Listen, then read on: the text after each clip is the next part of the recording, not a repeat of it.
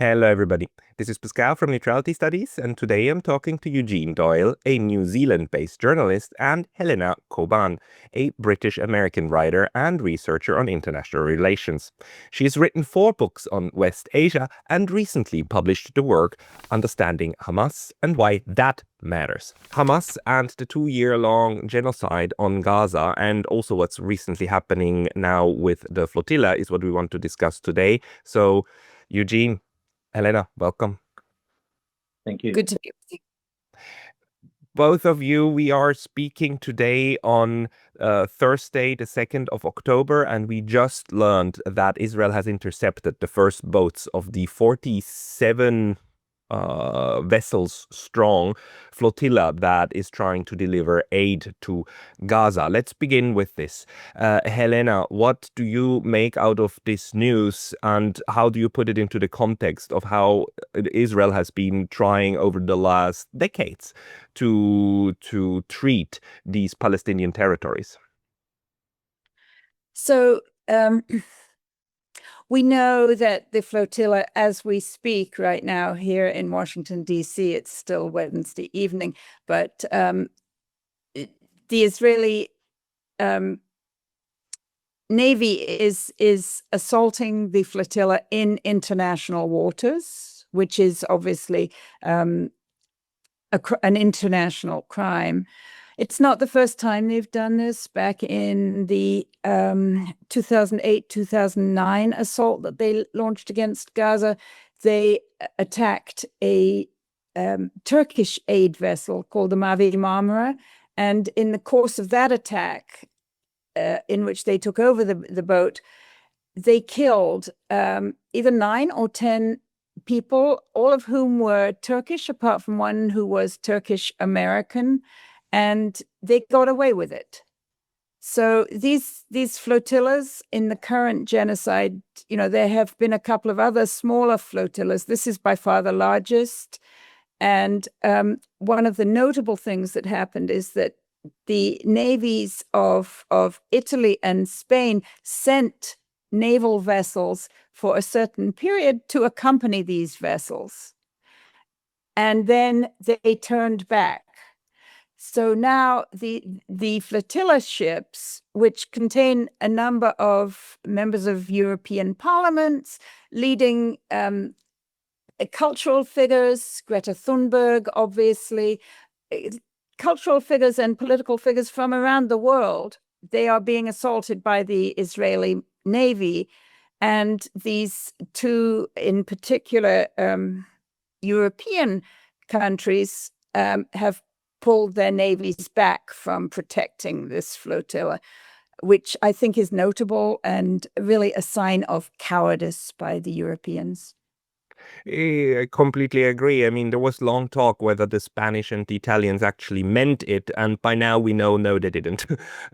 This was dressing up in order to basically somehow deal with your own population, which is really protesting hard in the streets in Europe now. Eugene, you've been following this for a long while as well. How are you interpreting the actions of the Europeans and now the Israelis?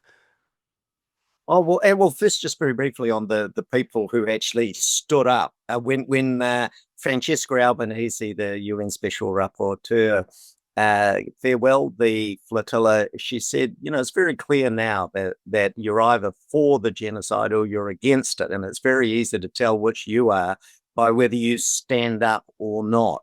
And these people on the flotilla really represent the very best of us, and that they are sailing into the face of danger, and they're doing so to stand in solidarity with the Palestinian people. So, I really rate them as heroes of our time. I'm certainly ashamed of governments such as my own, which only in the last few days refused to recognize the state of Palestine. So I'm very pleased that there is a New Zealander on board that flotilla, and I just wish them the very best.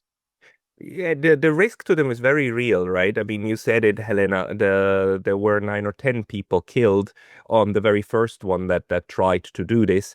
I remember also then that between the first flotilla and the second one that tried to get through earlier this year, there was nothing. So we are seeing this revival of um, the action, right, by civil groups that try to create realities on the ground, doing through pacifist and humanitarian means. And we are seeing right now, the question was, would Israel actually attack them with lethal force? It seems so far Israel is trying not to do that, although they've already, in my view, prepared the ground to argue that, you know, these people are terrorists, because Israel is calling them the Hamas flotilla. Helena, can you speak to that a bit? Goodness, yes. Well, I just note that in between, like before this flotilla and after the last one, there was an attempt to do a ground action of the similar kind across North Africa. Right. And that was blocked by well, of course, the situation in Libya is very difficult, but it was definitely blocked by the Egyptians. So all these attempts by land and sea to open up a conduit for aid to the beleaguered and genocided people in Gaza have failed.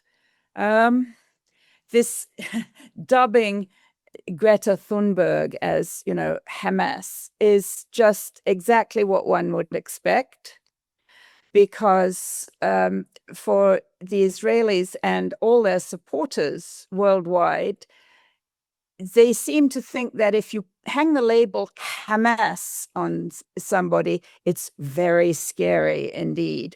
And, you know, it justifies everything. I mean, even actually the Israeli foreign minister this evening has said that all the Palestinian families who remain in Gaza City, who have not followed the instructions to leave Gaza City, they are, because they remain there, they are Hamas and they are terrorists.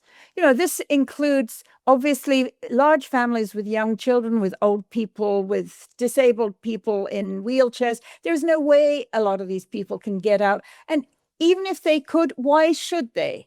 You know, it is completely illegal what the Israelis are doing. But by hanging this label of Hamas, it used to be that the Israelis actually could not say Hamas. They used to say Hamas, and it was even scarier back then. But it's very scary now, to the extent that a lot of people here in the United States don't even want to talk much about the book that my great colleague Rami Khouri and I published last year, called Understanding Hamas and Why That Matters. So quickly, I'll tell you why it matters.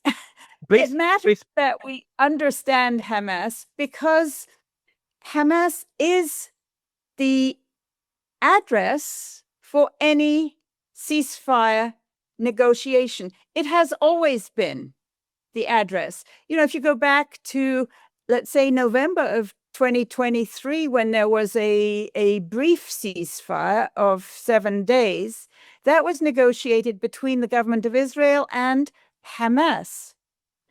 When there was the longer ceasefire earlier this year, the 6-week ceasefire, that was negotiated between the government of Israel and Hamas. So if you want to have a ceasefire, whether it's a total long ceasefire of the kind that can end this genocide, then you have to be able to negotiate that with Hamas, which is the leader of the resistance coalition in Gaza. So that's, to my mind, the main reason why it's important to understand Hamas, because you don't want to be negotiating with a party that you don't understand. How do they make their decisions? What are their values? What is their likely bottom line? You can't conduct a negotiation with an entity that you don't actually seek to understand. And that's why I think that civil society people and activists and anybody who cares about ending this genocide needs to get kind of basic, oh, this is what Hamas's bottom line is. This is where they came from. This is their history. This is how they made decisions in the past. These are their major constituencies. So that's what we're doing with the book, which, here, this is when I do this thing, okay? This is how people buy the book. Okay. I will also put the link to the book into the description of this video for sure, and we will show that again at the end. But let's talk about this because, you know, in the Western discourse now, in our media space, and we are living in a highly propagandized media space. Hamas has become equivalent, or the Israelis and our media is trying to make them sound equal like Nazis, right? It's the same kind of thing. It is people who are so evil that the only thing that the rational Western civilization can do is to completely eradicate it, right? It needs to be gone from the face of the earth. Hence, also all attempts at humanizing Hamas or making them look like a rational actor is frowned upon or even called names. Eugene, you've worked on this as well. Can you tell us a bit about that? Well, you know, it's well worth pointing out that Hamas won the last free and fair democratic elections in the entire Palestinian territories. And of course, it was the West, particularly the Americans, the British, the Israelis, with the support of Fatah, that actually overthrew that election. So we should point that out. And also consistently polling in the Palestinian territories shows that Hamas, despite the horrors we've all witnessed over the last couple of years, still remains the single most popular grouping in the in Palestine. So I think that's really important. And I think this business, you know, and I meant everything that Helena said. I'd recommend her book, and also books like Hamas from Within by Assam Tamimi. But we have this Western narrative you talked about, where you have people like Keir Starmer who says, "Oh, we'll recognize Palestine, but there's absolutely no way that the brutal terrorist organization Hamas can have any role in government." Well, you know, that I'd sort of react to that in the following: that I think the people who decide who represents them should exclusively be the Palestinian people as number one. And I think that people like Keir Starmer, Trump, and all of them have enormous chutzpah. They have enormous audacity that while they are up to their eyeballs in the blood of Palestinian men, women, and children, they shouldn't be giving anybody lectures about terrorism, because genocide is the crime of crimes. It is the highest level of state terrorism, and without a shadow of a doubt, the United States of America, the United Kingdom, and of course the state of Israel are all terrorist states on that basis. No, there's no doubt in my mind that if you kill a few hundred people, you're a terrorist organization. If you kill millions, you're a Western government. But Helena, or you might be Tony Blair. Well, yeah, I mean, and then okay, sorry, I just need to ask you this, like this insane idea of putting Tony Blair as the governor of Gaza. I'm sorry, can any one of you make sense of where this came from? It's like, I mean, seriously, that's like proposing Hitler to oversee a Jewish ghetto. Helena, can you make sense of this? I mean, is it just to add insult to injury? I think it's quite explicable, honestly, if you think that the British people, or put it this way, if you think that huge chunks of the ruling elites in the United States and the United Kingdom have kind of fallen back into a fantasy of being still in the 1950s, you know, an era when colonial governors in sub-Saharan Africa, acting on behalf of Her Majesty the Queen back in the day, would just issue like orders. This is what's going to happen to the people of Kenya. This is what's going to happen. So it's a very colonial mindset. This is not actually right now a negotiation of any kind. No. You know, with what we had on Monday in terms of the 20-point so-called peace plan, which is not a peace plan. It's a colonial diktat, if you like. So Keir Starmer is a big part of this, as has been mentioned. Tony Blair, definitely. But especially, of course, Netanyahu and Donald Trump. They just think you can issue a diktat and everybody has to fall into place. That's not diplomacy. That's not negotiation. That's not mediation.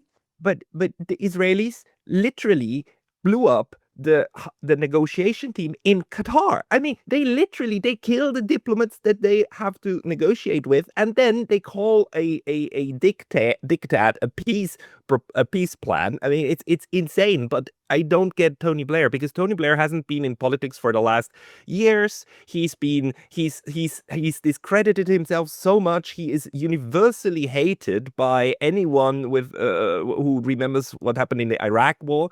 Why is he brought back? I mean, I haven't heard Blair's name for a long time. Can one of you make sense out of him? Well, I think everything you said is true, Pascal, but he is buddies of very powerful people, billionaires like Oracle's Larry Ellison. And so he's been very good at cuddling up to dictators all over the planet over the past few decades. So he's certainly been in action. He's a huckster. He's a deal maker. He's a wide boy, just like Netanyahu and just like Donald Trump's. They're three buttocks of the same bum, and they're trying to inflict that terrible man on the Palestinian people as part of the surrender document that Trump and co are trying to impose on the Palestinians.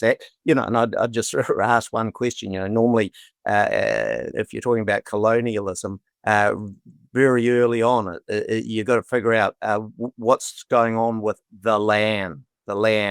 So when all of the dust settles in Palestine and Gaza, who's going to actually own that block of land there, that block of land there, that block of land there? And as we know, these ghastly people are trying to lay their hands on all the land, and will either expel or turn the captive Palestinian people into their servants.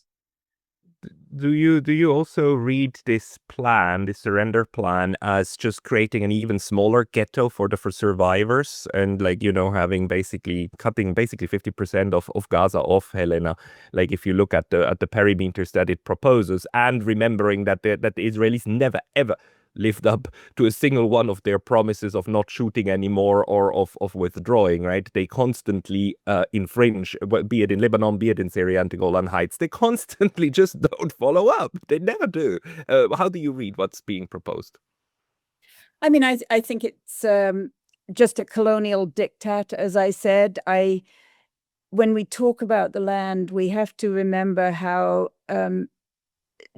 very densely populated the Gaza Strip has been in recent years. I mean, it contained on October 6th of 2023, 2.3 million people in a very small strip of land. And we don't know actually how many of these people have been killed. We don't know whether that land, most of which has been turned into rubble now by the Israelis' deliberate destruction of the urban fabric, including through demolitions and the aerial bombardment and everything else. That rubble is mixed in absolutely with the blood and bones of Palestinian babies, children, mothers, old people, young men, old men. To me, that is sacred land. And I think for all Palestinians, it is sacred land. So if Donald Trump wants to come in and bulldoze it and make his, whatever his latest plan is, his plans change, from month to month. He's not currently talking about a Riviera, whatever, but he's still talking about this and that. One thing I note, very important, is that he and Netanyahu claim that they have a lot of support from Arab and Muslim governments around the world. And actually, increasingly, in the 2 or 3 days since this plan, so-called plan, was publicized, governments in the Arab and Muslim world have been distancing themselves from it very, very speedily.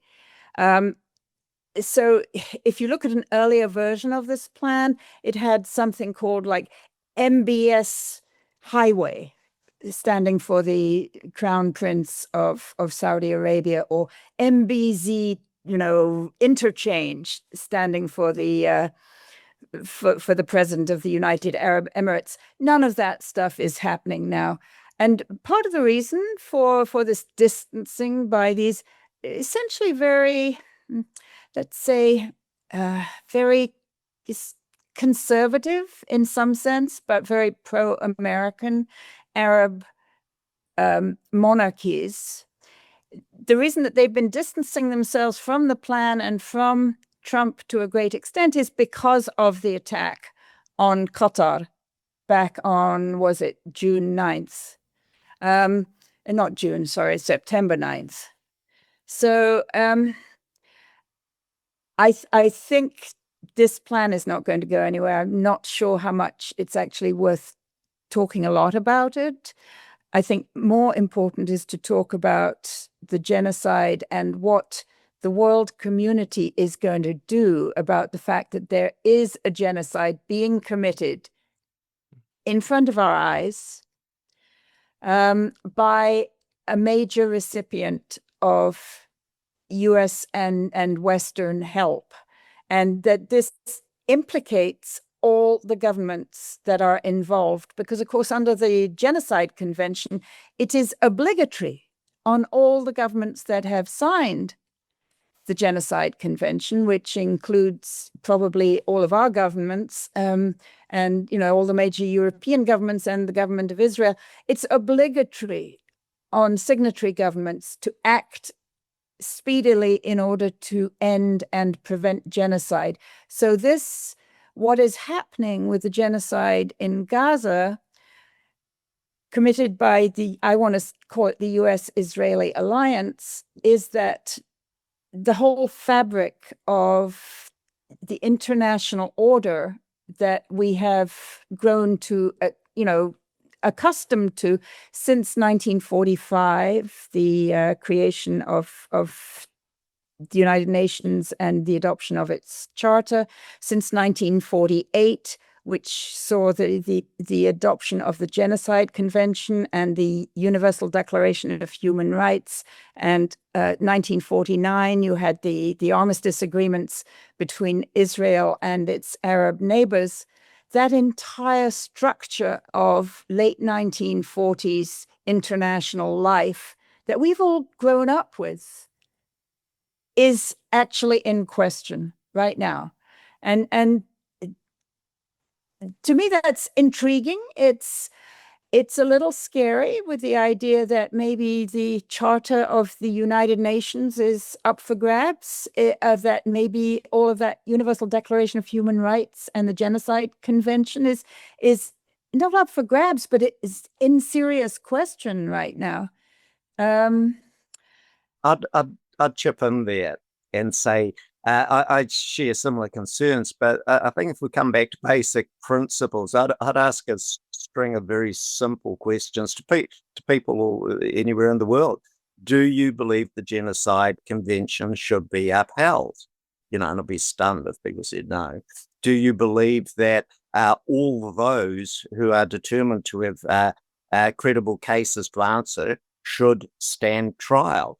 And then I'd say, this is where it gets tricky. Does that apply to white English-speaking countries and other allies of the United States? Should it even apply to the United States? And then you get to the real hub of this. This is what this is all about. Do we want to live in a world of international law, or do we just want to be like, Tony Blair and Keir Starmer and Trump, where there's a lot of posturing going on and a lot of mouthing about international law?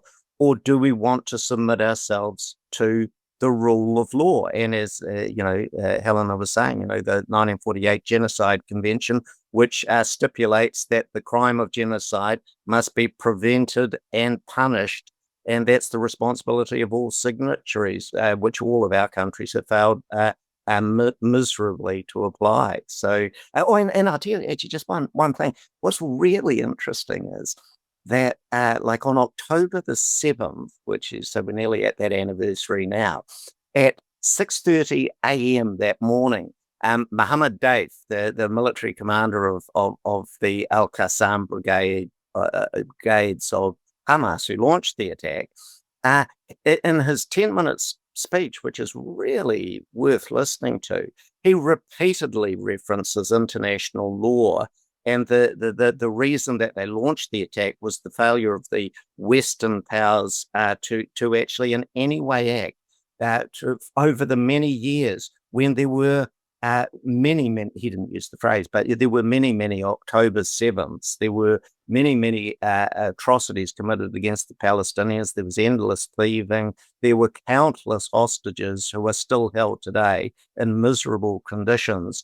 And the Western world paid no attention whatsoever. So I say amen to international law. Let's have a war crimes tribunal. And I think, Helena, you'll give me a bit more detail here. That's something that Hamas has actually called for.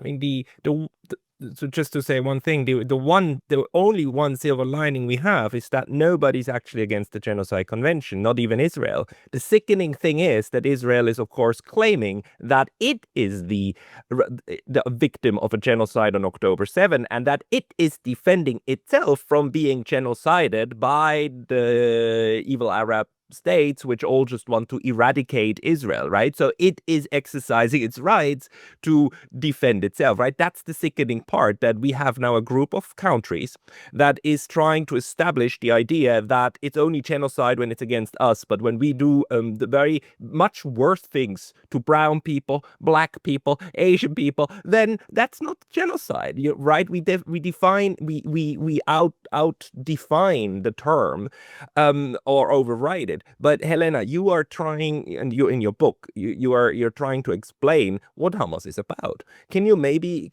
speak to that a little bit? Because I mean, you're absolutely right. It's important to know what they want. The Israelis say they are Nazis.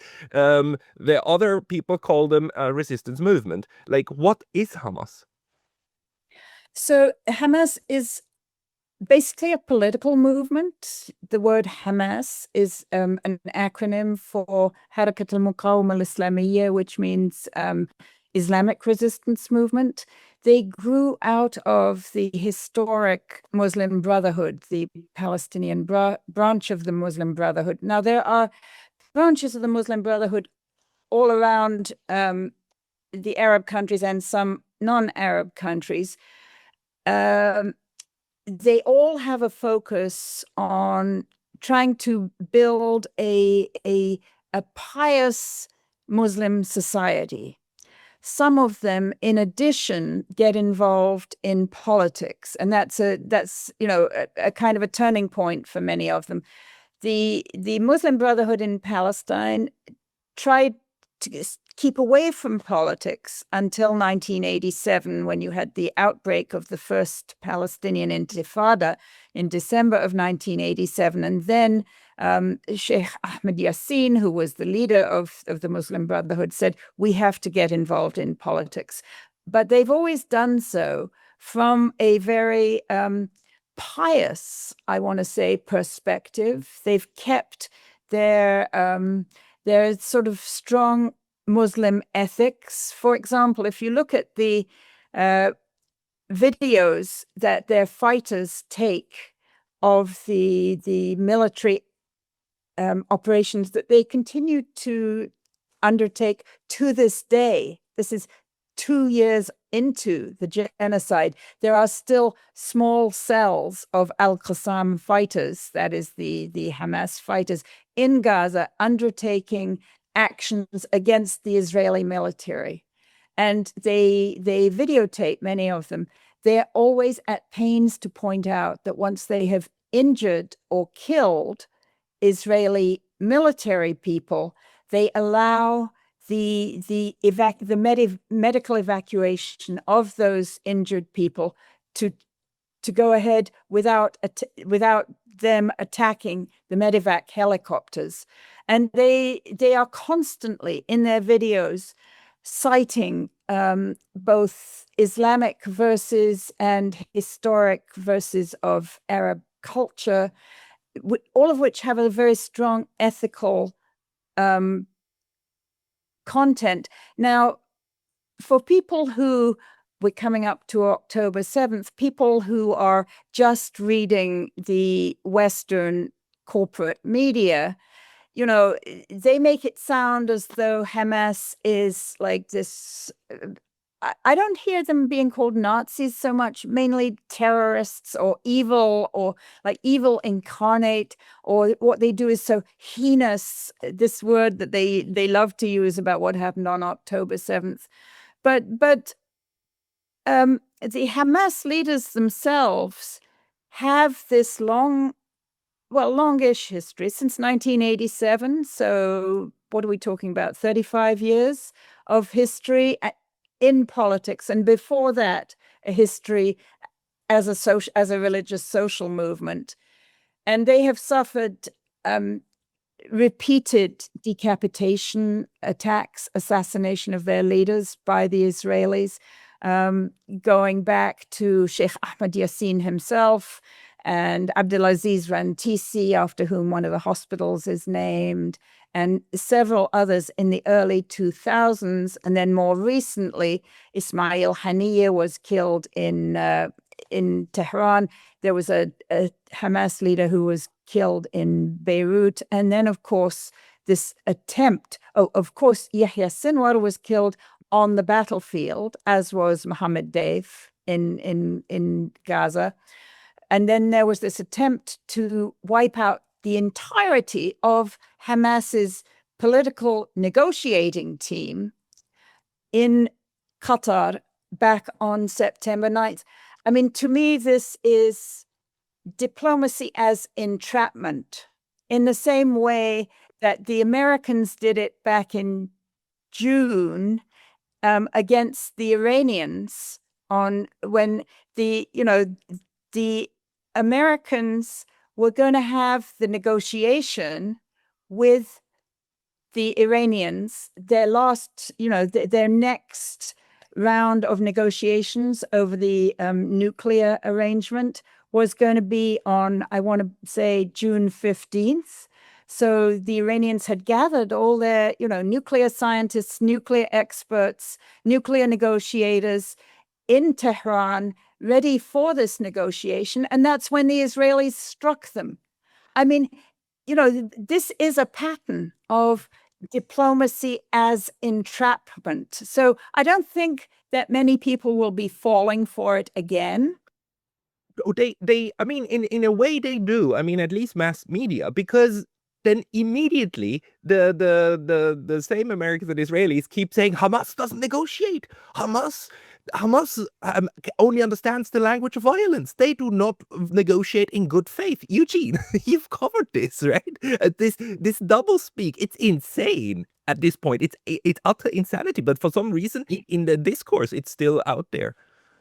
Sure, and that's why I think people would be surprised if they read Hamas's own words, if they listen to their own words, that understand these people are calling for treaties to be respected, which they repeatedly have been broken. They're calling for international tribunals to look into these events. And I think the people will be very frightened and very opposed to anything like a proper war crimes tribunal will be the Israelis and the Western powers who have committed this genocide.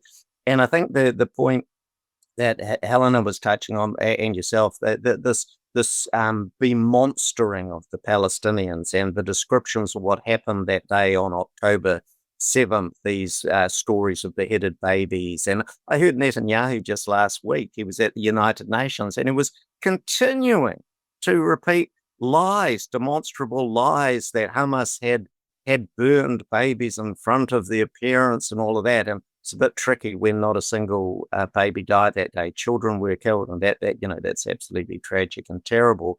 And as we know now, a variety of people are responsible for those deaths. I think people would be quite surprised because it doesn't get much coverage. But for example, the IDF killed some very significant number of Israelis, both through tank fire. You can read articles, just look it up.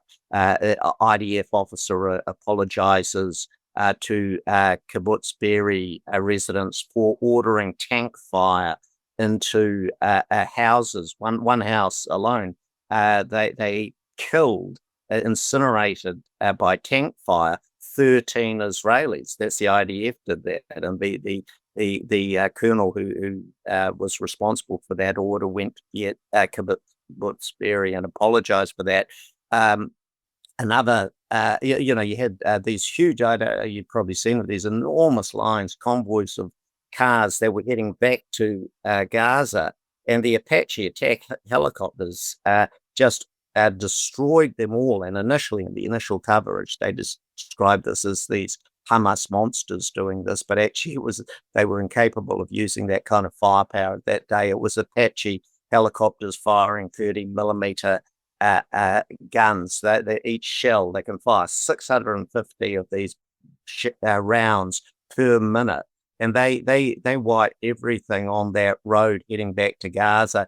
And as per their orders, they didn't pay any attention as to whether they were terrorists, civilians, Israeli civilians, or Palestinian civilians. And it's worth pointing out that the Israelis killed more civilians that day than Hamas, because they killed hundreds, quite possibly thousands, I think it's more likely to be thousands, of Palestinian civilians that day. And you have, I've read the accounts, interviews in the Israeli media of Apache pilots describing taking out ambulances, and they don't even know who's on board. Is it a hostage? Is it a wounded Palestinian person? No idea. So I think that's that lack of balance between, we call Hamas monsters, but we don't look at what the Israelis did that day and all the days before and after. No, and of course we pretend that the world started on October 7. Helena, can you explain to yourself how it is that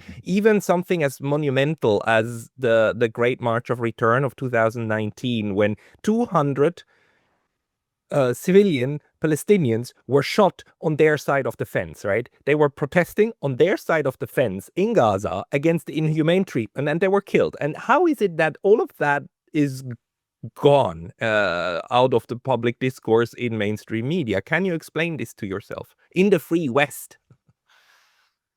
Well, one aspect of this is that obviously there was not a lot of media coverage by the Western corporate media, and it did take place over a period of time. It wasn't 200 people in one in one event.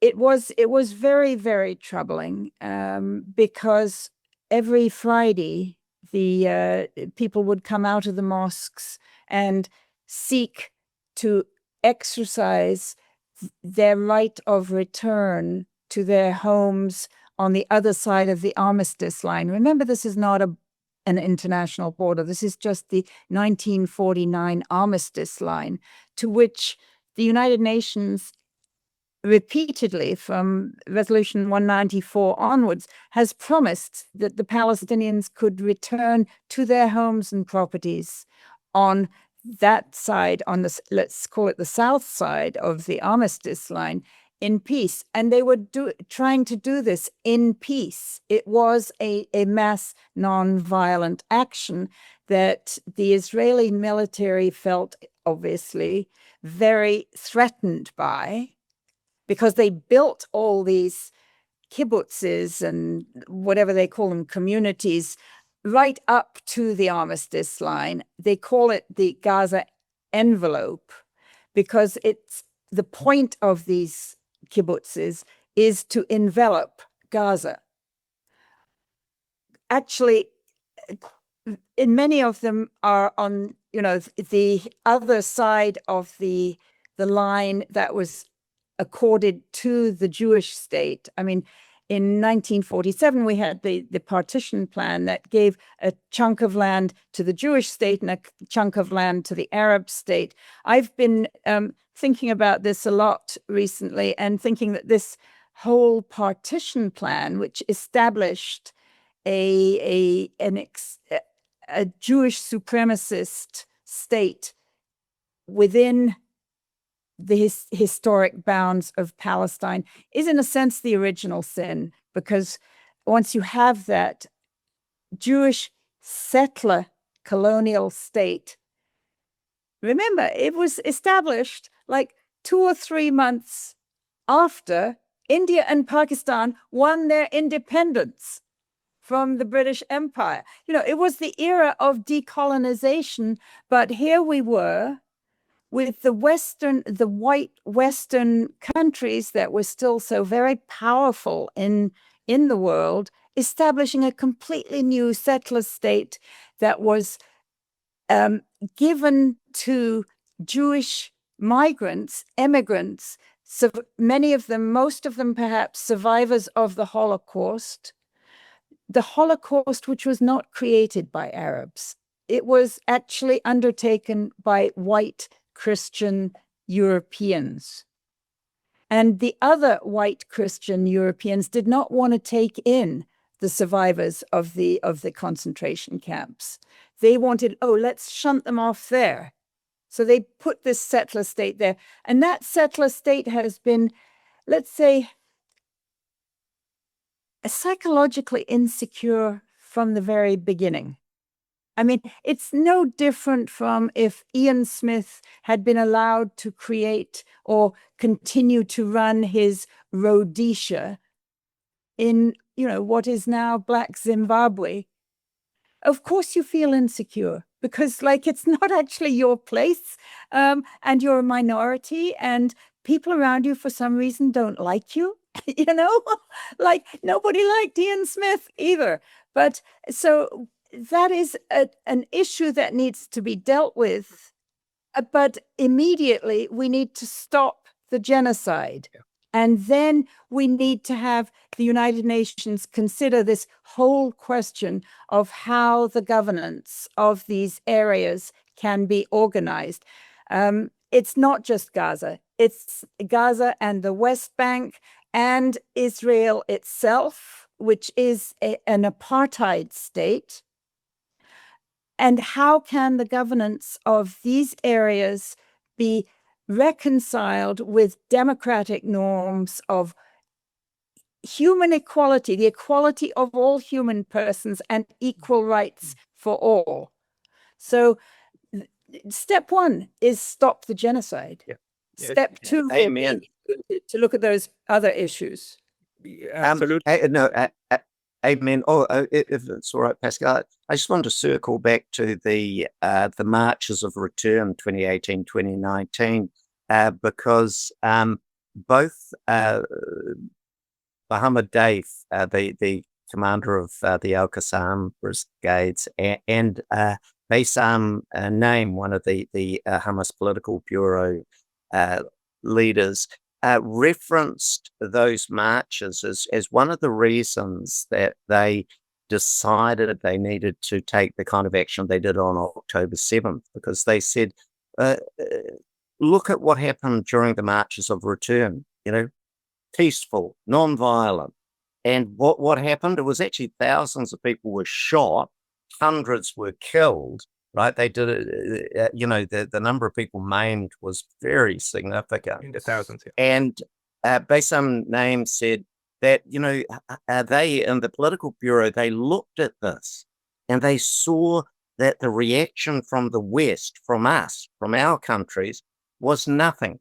Total silence, he said, keeping the ears and the eyes closed. And he said they started to form the opinion that they really had to act. And if they didn't act, and the phrase he used was Palestine would be wiped off the map.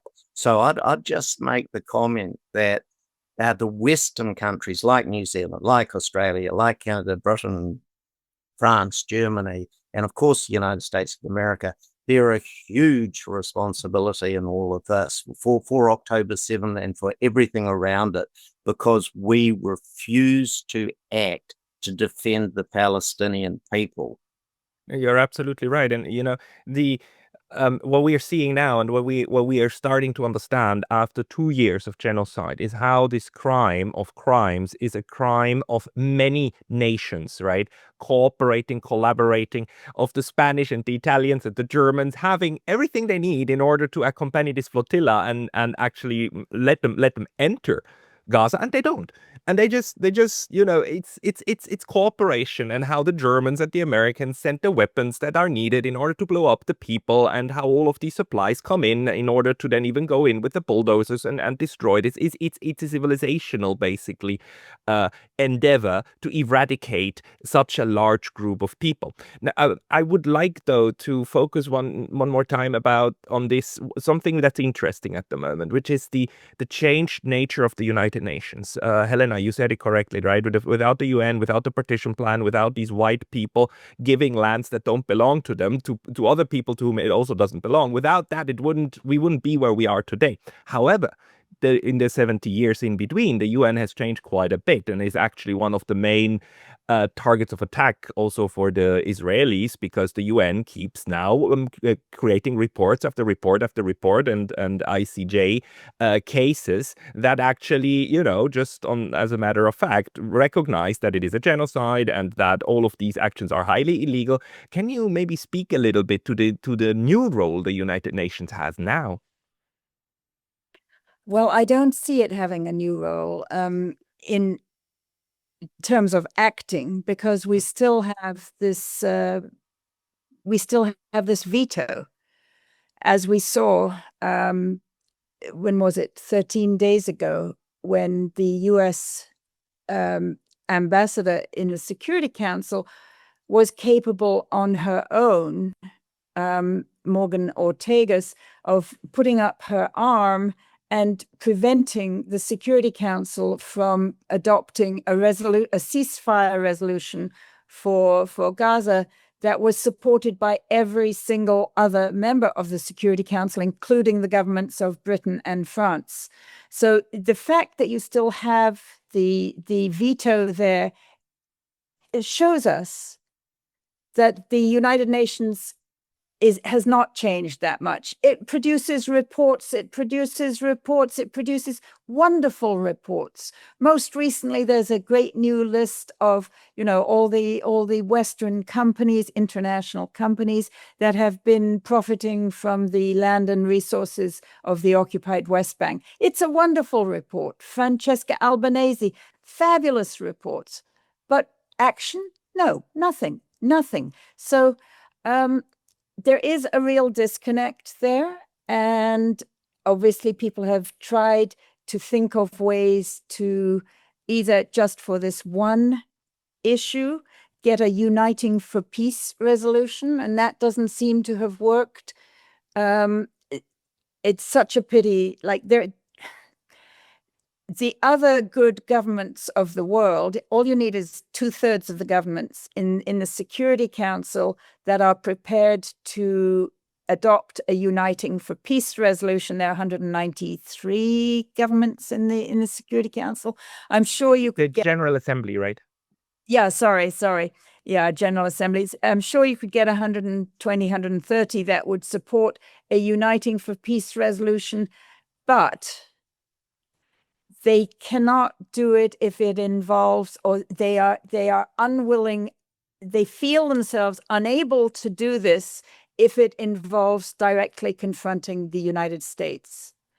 I mean, they are still in mental thrall, and perhaps to some degree in economic thrall to Washington, D.C. And of course, the United States is a nuclear armed power at the end of the day. And we have a very crazy and a very dangerous president.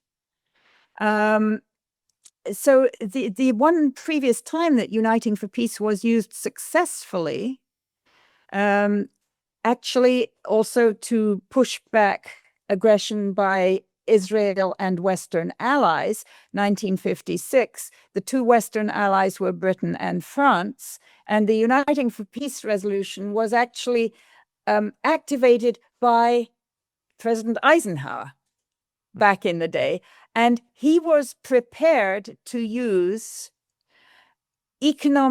very tough economic levers to force Britain and France, which are two other, permanent members of the Security Council, veto wielding and nuclear weapons deploying powers. He was prepared to use economic means to force them to withdraw from Sinai and, as it happens, from Gaza back in 1956.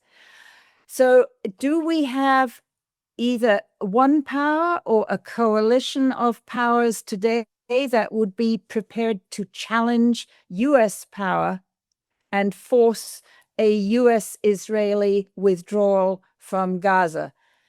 Sadly, I don't see it, but the world is changing. I think we have this real problem of nuclear weapons, but as I said, in 1956, it didn't have to be a problem. Back in 1956, the American economy actually was a far larger proportion of the world economy than the Chinese economy, for example, is a proportion of the world economy today. So Eisenhower was able to just pick up the phone, essentially, and speak to Anthony Eden and Guy Mollet in London and Paris and tell them, look, we will be prepared to pull the plug on the pound sterling. We will be prepared to pull the plug on the French franc if you don't get the hell out of Sinai. And it worked. Took a bit longer to get the Israelis to come out of Sinai, but, that's how it worked back in 1956. I don't see President Xi Jinping right now picking up the phone and saying something like that to Donald Trump. I wish he would, but, the Chinese and their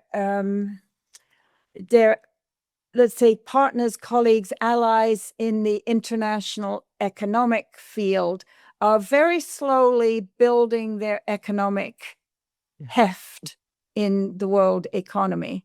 And of course, Trump's crazy tariffs are just, really undercutting the American weight in the world economy. But I don't think we're ready for any coalition of powers right now to confront American power, which to me, as an American citizen, somebody who deeply believes in the equality of all human persons and deeply believes that our country, which accounts for only 4.3% of humanity, should not be able to overrule the rest of humanity on these issues. White people in general, if you're talking about, people of European origin, including, the colonials down there in New Zealand and Australia and all these colonials here, we only, as a sort of demographic chunk, we account for about 12% of humanity. So there's every reason actually why white people should not be in charge of the world system, but that is how it is for now. So that's what we need to change. We need to save the people of Gaza. That's job one. And that means that we need to be able to find a calm way to deal seriously with this negotiation with Hamas and deal respectfully with Hamas and its allies and with the people that it represents. Our minds have been so colonized that it's really hard to see this happening, but we just have to carry on. Yeah, I completely agree with your analysis, Eugene. And we are nearing the end of this recording. Can you give us your take on what you've heard from Helena, and also like what you would like to add? What's important? Well, I think I'd bring it back to the Palestinian people and to those wonderful people on the flotilla. It's the Sumud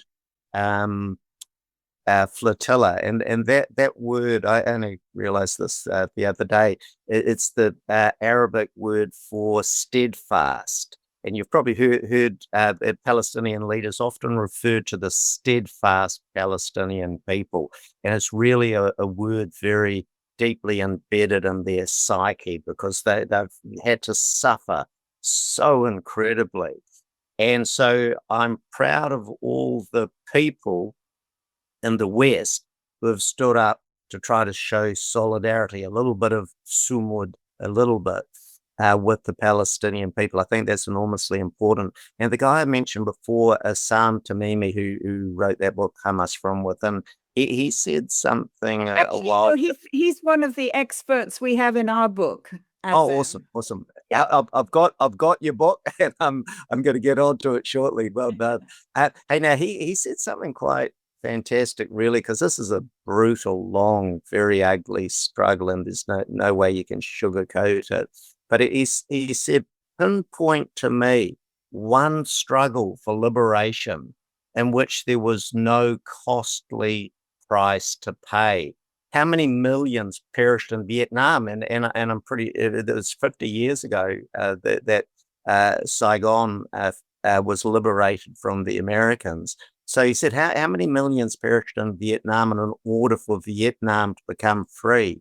So you see, there's no easy way. There's no small price for freedom and for independence. And the Palestinians do understand that. And my God, what an incredibly brave and determined people the Palestinians are. And we really, more and more of us need to stand up and support them.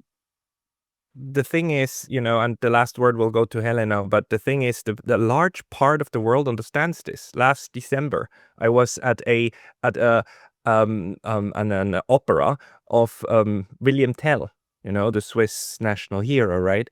Beautiful opera, right? It's fantastic. And at the very end, they were singing La Liberté, and so on. And there was something white rising in the back. And I thought it was one of the White Mountains of Switzerland. And then I realized it wasn't. It was a bombed out 3-story building in Gaza in the back.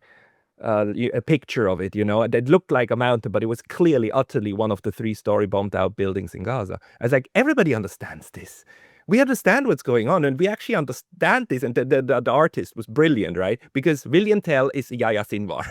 The liberation struggles that we sing about is what we understand what's going on at the moment, but we're painting it in in demons' clothes, at least from the West, because that's what you need to do in order to try to crush it with brute force.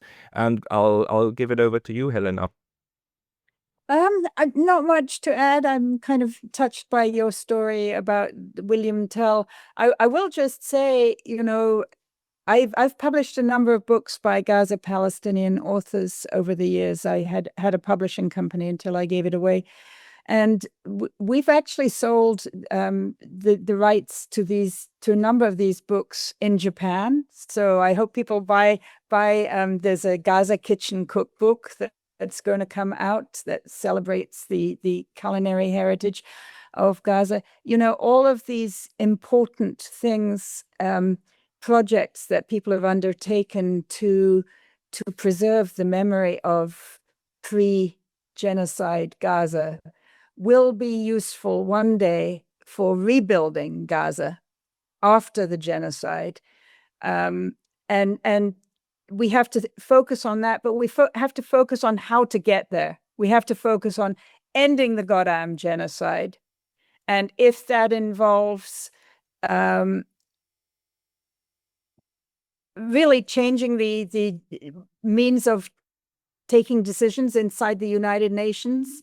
That needs to happen too, and it needs to happen fast. Whatever it takes to overcome this US veto, I think we need to do it.